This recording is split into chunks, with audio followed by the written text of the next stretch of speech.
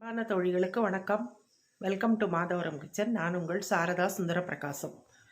இப்போ நம்ம ஒரு இட்லி பொடி எப்படி பண்ணுறதுன்னு பார்க்கலாங்க. அதுக்கு நான் ஒரு பேனை ஸ்டவ் ஆன் பண்ணி பேன் வச்சுருக்கேன். பேன் சூடாகட்டும், நம்ம பொருட்களை சேர்த்துக்கலாம். இது ஒரு கப்பு உளுத்தம்பருப்புங்க, முழு உளுந்து. இப்போது இதை இதில் போட்டுக்கலாம். கைவிடாமல் நல்லா செவக்கணுங்க. ப்ரௌனாக நல்லா வறுத்துக்கலாம். மீடியம் ஃப்ளேமில் வச்சு, ஹை ஃப்ளேமில் வச்சிடாதீங்க. சீக்கிரம் ஒரு மாதிரி எல்லாமே ஒரே மாதிரி புரியாது.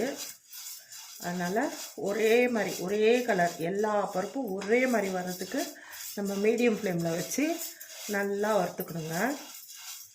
கொஞ்சம் பொறுமையாக தாங்க வறுக்கணும். இதை அப்போ தான் வந்து நல்லா செவந்து நம்ம இட்லி மிளகாய் பொடி வச்சு சாப்பிடும்போது நல்லா உங்களுக்கு வாயில் ஒட்டாமல், உளுந்து நல்லா வறுபடலன்னா வாயில் ஒட்டும். அதனால் கொஞ்சம் நல்லா வறுத்துக்கோங்க. இப்போ நல்லா வறுபடுதுங்க. இது இன்னும் கூட கொஞ்சம் ப்ரௌன் ஆகணும்.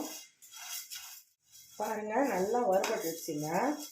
இப்போது ஸ்டவ்வை லோ ஃப்ளேமில் வச்சுட்டு இப்போது நம்ம இதை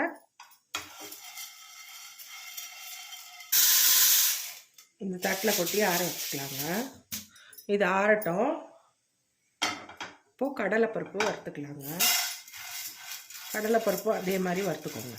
இதில் வந்து இந்த கப்பு ஃபுல் கப்பு உளுத்தம்பருப்புன்னா பாதி கப்பு கடலைப்பருப்பு. இப்போ பாதி கப்பு கடலைப்பருப்பு இப்போது பேனில் போட்டிருக்கேன். அதையும் வறுத்துக்கலாம். இந்த கடலைப்பருப்பும் செவந்துருச்சுங்க. இப்போ இதையும் அந்த தட்டில் கொட்டிக்கலாம். இந்த கடலைப்பருப்பும் இதில் கொட்டிக்கலாங்க. இதுவும் சேர்ந்து ஆறட்டும். இப்போது வெள்ளை எள்ளுங்க. இந்த எள்ளு வந்து இந்த சின்ன கப்பில் ஒரு 3/4 கப் எடுத்திருக்கேன். இதை பேனில் போட்டு நம்ம வறுத்துக்கலாம். எள்ளு வந்து இந்த மிளகாய் பொடியில், இந்த இட்லி மிளகாய் பொடியில் எள்ளு போட்டோம்னா டேஸ்ட் அருமையாக இருக்குங்க. இப்போது எள்ளு வந்து சூடு, இப்போ குளிர் காலன்றதால நம்ம எள்ளு அடிக்கடி சேர்த்துக்கிட்டா நம்ம உடம்புல குளிர் காலத்தில் நமக்கு ஒன்றும் ஆகாமல் இருக்கும்.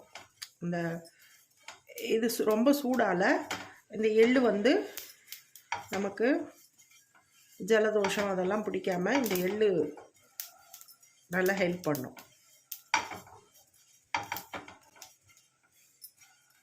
இந்த எள்ளு படப்படன்னு வறுத்த உடனே இப்போது இதையும் இதில் எள்ளு சீக்கிரம் வறுபட்டுருங்க. அவ்வளோதான். இந்த எள்ளையும் இதில் கொட்டிடலாம். இப்போது ஒரு சின்ன கப்பில் கொள்ளு எடுத்து வச்சுருக்கேங்க. இந்த இட்லி மிளகாய் பொடியில் இந்த கொள்ளு போட்டு நீங்கள் அரைச்சி பாருங்கள். வறுத்துட்டு இதையும் வறுத்துடணும். ரொம்ப டேஸ்ட்டாக இருக்குங்க. நீங்கள் கடைசி தீர்ற வரைக்கும் கூட அந்த பொடி வந்து கரகரப்பாக அப்படியே இருக்கும். இதையும் இதில் பேனில் போட்டுட்டேன். இதையும் வறுத்துக்கலாம். நம்ம கொள்ளும் உடம்புக்கு ரொம்ப நல்லதுங்க. கொள்ளும் சூடு தான்.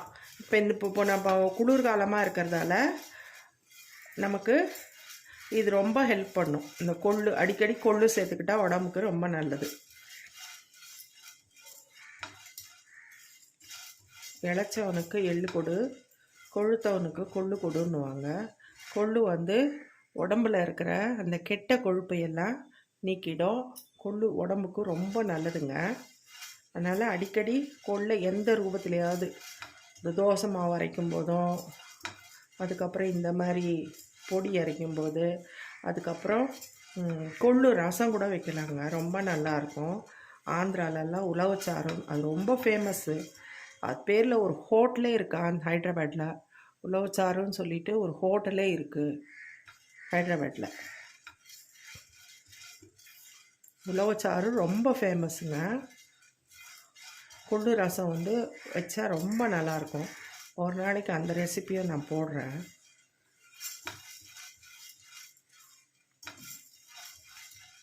இப்போது இந்த கொள்ளும் நல்லா வறுபடணும்.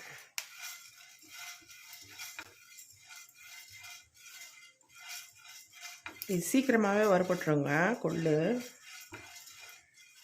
கொள்ளும் நல்லா வறுபட்டுடுச்சுங்க. அதே இதில் கொட்டிக்கலாம். இப்போது ஒரு கைப்பிடி அளவு கருவேப்பிலை எடுத்து வச்சுருக்கேங்க. இதை நம்ம வறுத்துக்கலாம். கருவேப்பிலை நல்லா ட்ரையாக பொடி ஆகணுங்க. நல்லா ட்ரையாக வறுப்படணும்.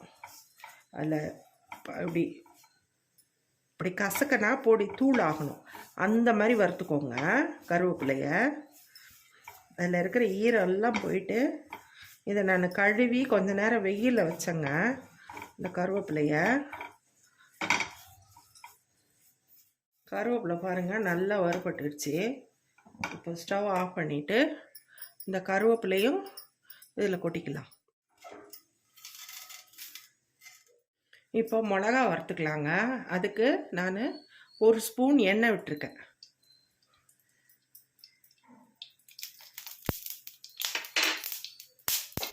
இப்போது பாருங்கள், ஒரு 15லேருந்து 20 இந்த நீல மிளகாய் எடுத்திருக்கேன். இது வந்து காஷ்மீரி சில்லி, இது கலருக்காக ஒரு 7-8 மிளகாய் எடுத்திருக்கேன். நீங்கள் காரம் கம்மியாக வேணும்னா நீங்கள் கம்மியாகவும் போட்டுக்கலாம். இல்லை உங்களுக்கு அதிகமாக காரம் தேவைப்படுதுன்னா நீங்கள் இன்னும் ஜாஸ்தியாக கூட போட்டுக்கலாங்க. இப்போது இதை இந்த எண்ணெயில் நம்ம சிம்மில் வச்சு, கலர் மாறக்கூடாது, அதாவது கருகக்கூடாது, அந்த ரெட் கலராகவே இருக்கணும். ஆனால் மிளகா பொரியணும். கொஞ்சம் நல்லா உப்புன மாதிரி வரும் பாருங்கள் மிளகா. அந்த ஸ்டேஜில் நம்ம எடுத்துடலாம். இது மிளகா மட்டும் ஏன் வந்து எண்ணெயில் பொரிக்கிறேன்னா, எண்ணெயில் பொரிக்கும்போது உங்களுக்கு நல்லா ஃப்ளேவர் வரும் மிளகாவுக்கு. அதனால் எண்ணெயில் பொரிக்கிறேன். சும்மா 1 ஸ்பூன்.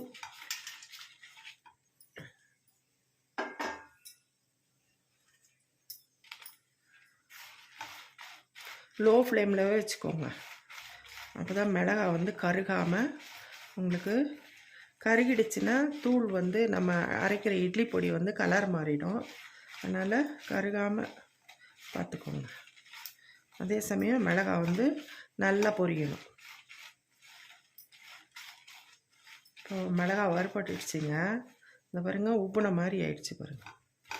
அவ்வளோதான். இந்த ஸ்டேஜில் ஆஃப் பண்ணிவிட்டு இதையும் அதில் போட்டு, இல்லை இது தனியாக இருக்கட்டுங்க, இது அதில் போட வேண்டாம். இதை வந்து ஃபஸ்ட்டு நம்ம மிக்சியில் போட்டுக்கணும்.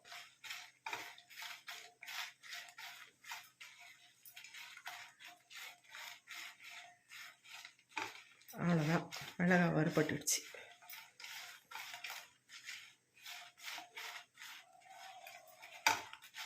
இப்போது ஆஃப் பண்ணிடலாம். ஆஃப் பண்ணிவிட்டு மிளகாயை தனியாக இது பண்ணி வச்சுருக்கேன், கொட்டி வச்சுருக்கேன். இது எல்லாமே இந்த மிளகாயும் ஆறணும். இந்த நம்ம வறுத்து வச்ச உளுத்தம்பருப்பு, கடலைப்பருப்பு, கருவேப்பிலை பார்த்திங்களா, இந்த மாதிரி பொரியணும் கருவேப்பிலை. அப்போ தான் உங்களுக்கு மிக்சியில் அரைக்கும்போது நல்லா அரைப்பட்டுரும். அதே சமயம் நமக்கு வந்து இட்லி பொடியும் ரொம்ப நாள் கெடாமல் இருக்கும். இப்போது இது நல்லா ஆறட்டும், இந்த மிளகாயும் ஆறட்டும், நம்ம மிக்சியில் போட்டுக்கலாம். இப்போது இந்த மிளகாயெல்லாம் மிக்சியில் போட்டிருக்காங்க, காம்பை நீக்கிட்டு. இப்போது இதில் நம்ம ஒரு டேபிள் ஸ்பூன் கல்லுப்பு போடுங்க. கல்லுப்பு போட்டுட்டு முதல்ல இதை மட்டும் நம்ம அரைச்சிட்டு வந்துடலாம். இதை பாருங்க, அரைச்சிட்டு வந்துட்டேங்க. மிளகா நெடி ஏறுதுங்க மூக்கில், தும்மல் வந்துடும் போல இருக்கு. இப்போது இந்த நம்ம வறுத்து வச்ச பொடி, அது பொடின்றேன், பருப்பு, உளுத்தம்பருப்பு, கடலைப்பருப்பு, எள்ளு, கொள்ளு, கருவேப்பிலை, இதையும் இதில் போட்டுக்கலாங்க.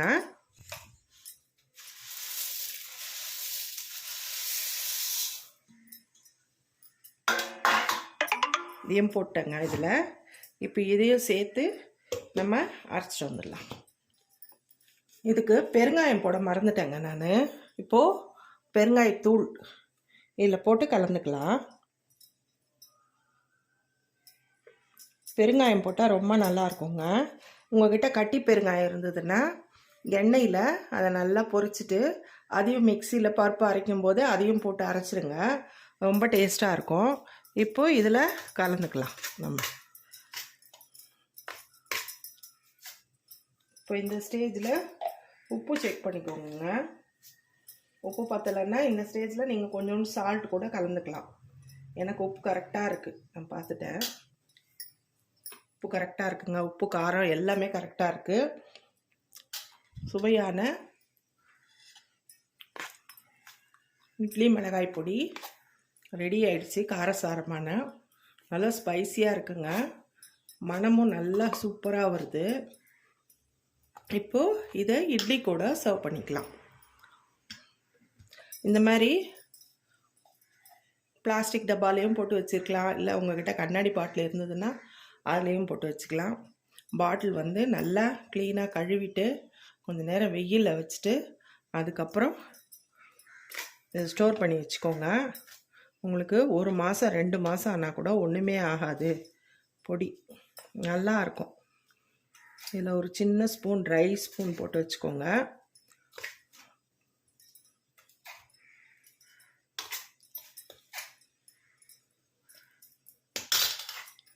அவ்வளோதான். இது இருக்கும் 1 மாதம்.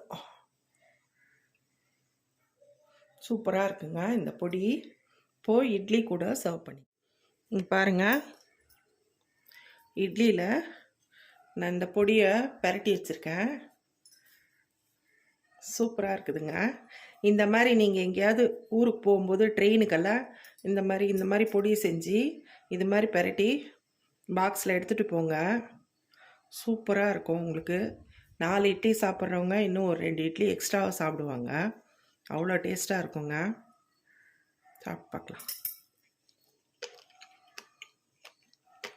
க்ரன்ச்சினஸ் இருக்குது பாருங்கள். அது வந்து இந்த கொள்ளால் தான். நார்மலாக நம்ம பருப்பெல்லாம் போட்டால் அது கொஞ்ச நாளில் உங்களுக்கு வந்து நமுத்து போயிடும். ஆனால் இந்த கொள்ளு மட்டும் பருப்பு பொடி தீர்ற வரைக்கும் உங்களுக்கு வந்து அந்த க்ரன்ச்சினஸோடு இருக்கும். உங்களுக்கு நல்லா இருக்குங்க. சூப்பராக இருக்குது. இந்த காரம், உப்பு, அந்த பெருங்காயம் அதெல்லாம் நல்லா கரெக்டாக இருக்குது. கருவேப்பிலை வாசனையோட நல்லா இருக்குது. இதே மாதிரியே நீங்களும் செஞ்சு பாருங்கள், உங்களுக்கும் பிடிக்கும். ரொம்ப டேஸ்ட்டாக இருக்குங்க. நீங்கள் இந்த மாதிரி செஞ்சு எடுத்துகிட்டு போனீங்கன்னா நம்ம வீட்டிலவே பசங்களுக்கு குழந்தைங்களுக்கு லஞ்ச் பாக்ஸில் காரம் கம்மியாக, நீங்கள் இவ்வளோ காரம் போட வேண்டாம். பசங்களுக்கு கொடுக்கும்போது, குழந்தைங்களுக்கு கொடுக்கும்போது கொஞ்சம் காரம் கம்மி பண்ணிக்கிட்டு நீங்கள் லஞ்ச் பாக்ஸில் கொடுத்து விட்டிங்கன்னா இதுக்கு இட்லியை சூப்பராக இருக்கும். மத்தியானம் சாப்பிடும்போது இன்னும் நல்லா ஊறி நல்லெண்ணெய் இல்லைன்னா நெய் கூட ஊற்றலாங்க. நெய் வாசத்தோடு இட்லி இன்னும் நல்லாயிருக்கும். நான் இப்போ நல்லெண்ணெய் தான் ஊற்றிருக்கேன். நல்லா இருக்குங்க இட்லி. சூப்பராக இருக்குது. ரெசிபி பிடிச்சிருந்தா லைக் பண்ணுங்கள், ஷேர் பண்ணுங்கள், கமெண்ட் பண்ணுங்கள். மறக்காமல் சப்ஸ்கிரைப் பண்ணிவிடுங்க. Thank you friends.